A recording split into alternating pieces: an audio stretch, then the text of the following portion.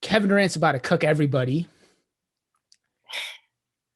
The 2 games that the Nets lost in the regular seasons in the back-to-back games, the thing that they were missing was someone who could create because Kevin Durant lit them up. Kyrie Irving was solid. They needed someone to move the offense. And I think that if the Nets play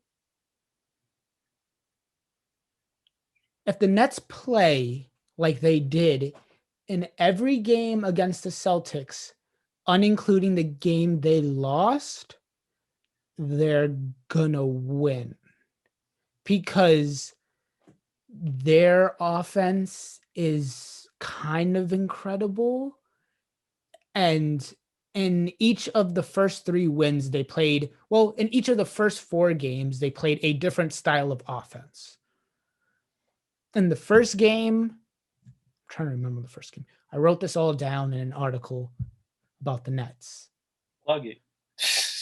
Plug it. Check out New York Sports Nation, Nets. That's all me. It's good. I go through each of those games' offenses, and it transitioned and they got more creative.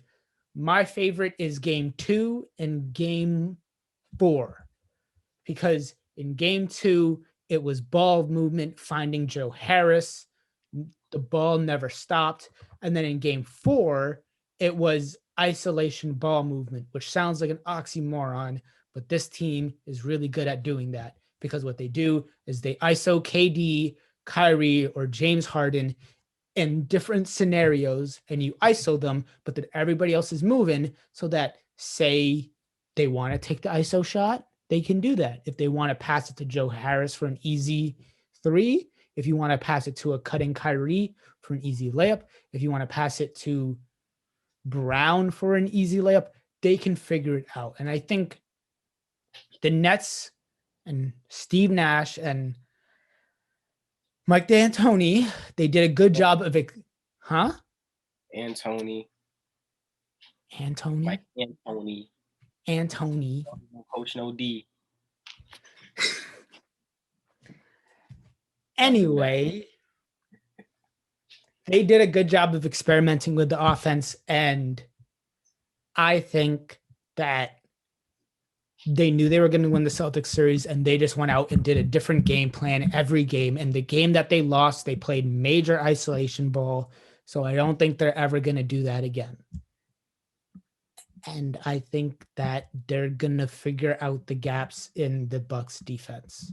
And for the Giannis problem, there's really nothing you can do. I was watching, there's a writer for Nets Daily SB Nation, Matt Brooks, and he does videos specifically on the Nets. And he put out a video talking about who's going to guard Giannis. And I was watching it, but then we started doing this. So I only got halfway through it.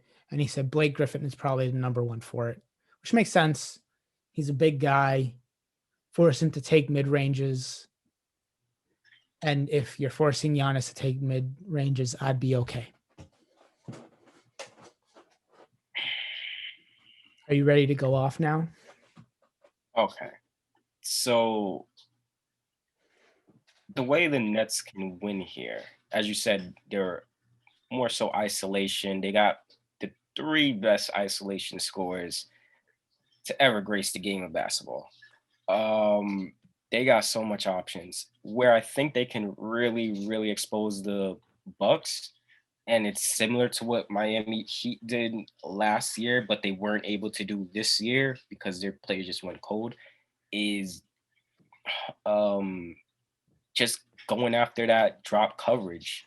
If they're gonna have Brook Lopez drop, you got Kyrie and Durant who are just pull up masters and can kill you or get downhill. So that's gonna be an area to watch there with the Bucks and how they play in the pick and roll off ball screens. They're also 3 players that use a lot of ball screens. I don't know, because what the Nets do is that, and I've seen this a lot in the Celtics series, is that they go switch hunting. So I think in that Celtics series, it was like Harden getting a screen. And it was like, yo, bring the big man here so I can break him down and all that. So I don't think the Bucks will let that go so easily as the Celtics did, and they're probably just gonna hedge and all that and force like whatever the matchups Drew on Kyrie. They're gonna force Harden. They can live with Harden just going one on one. That's basically all you can really do. Because if you get downhill and he's able to draw help defense, it's pretty much over. I don't. I think Kevin Durant. They don't. No one really has an answer for him. You just gotta hope that he don't. I know that's just a simple answer, but it's just you just gotta hope that he doesn't make shots. They're a switch heavy defense, and I think Jason Tatum kind of exposed that a bit. Yeah. And he was able to get in the teeth of your defense and get to the rim, but I don't think that was like exploited heavily. That's going to be exploited heavily with the Bucks. So I expect a lot of these guys to Giannis to get downhill, get into that paint, destroy you guys at the rim, and just go from there. And also that switch defense, man. As I said, I really don't like switch heavy defenses, and the Nets do it. That's basically Mike D'Antoni, and what they'll basically do is just like, all right, we switch, but sag off the people we perceive to not be non-shooters, and that's kind of what the Heat did, and it was not pretty because now the Bucks have shooters. So it's a tough task for the Nets. And I know people are gonna say easily they have the best offense out there. They like to push the ball up quickly. They like to hunt for weak link defenders, utilize a post play with KD and all that, and just move the ball. But I think the Bucks, if there's a team out there that can slow down the Nets offense, it is the Bucks. They match up perfectly with them. My only concern is Brook Lopez on defense. Are they gonna really like exploit him in any way? Because the Heat really wasn't able to. They had Duncan Robinson come off handoffs, Brook would drop, and Robinson really wasn't having that big of a series. Tyler Hero also, their role players really wasn't destroying them. So that's really what I'm kind of concerned of. Um, they have the best three offensive heads, so that's a tough task in its own. Anything you would say? I want to see the series start very badly. I think it's going to be a great series. I think that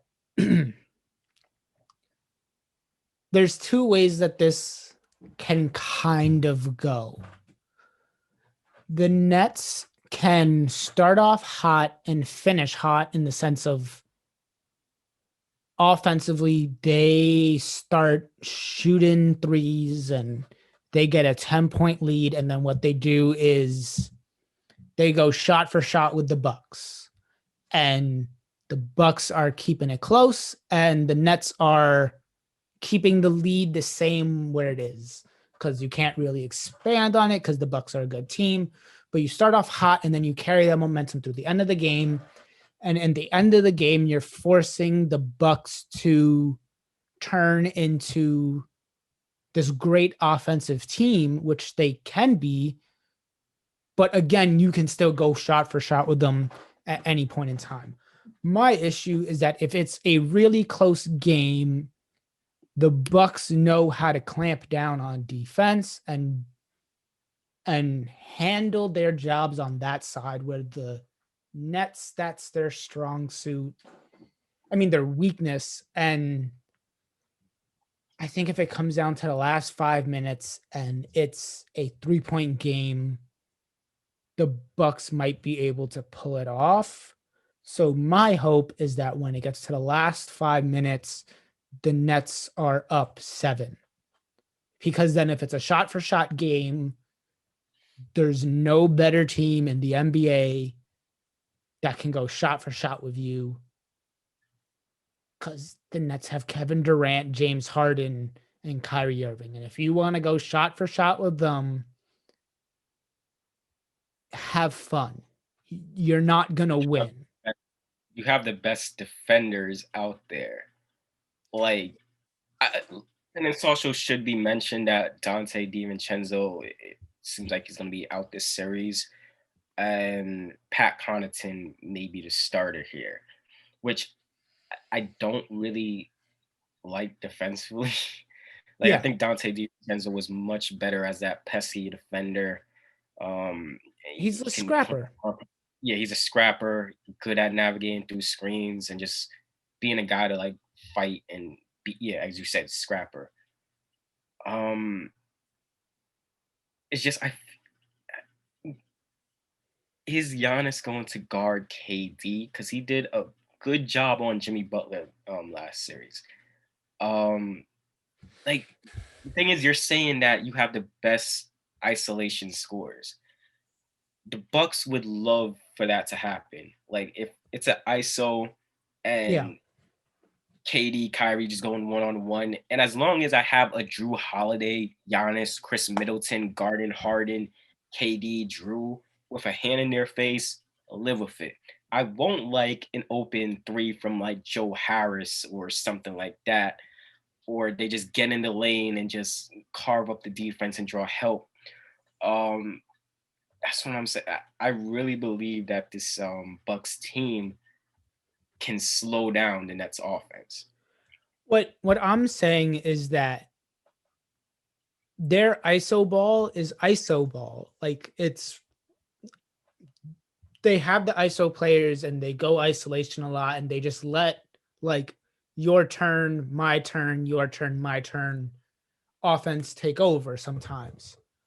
But I think when they're the most deadly is when you combine that with running Joe Harris off ball screens and Kyrie Irving cutting and There's movement. just movement around the isolation play. And I think that's what's scary because their isolation plays have turned into that, where it's isolation with Kevin Durant on the wing in the post, but then Bruce Brown's cutting to the rim and it's a wide open layup.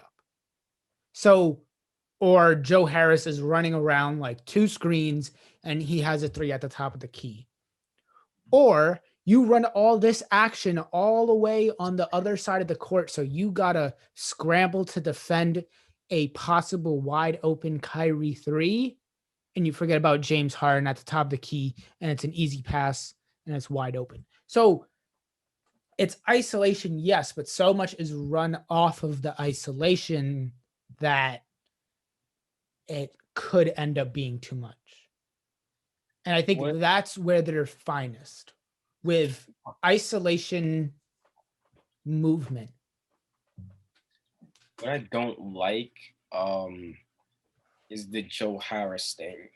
As you said, running off of screens. DiVincenzo was good for that. And if I can remember, Harris didn't really have a good shooting play when they were in the regular season series.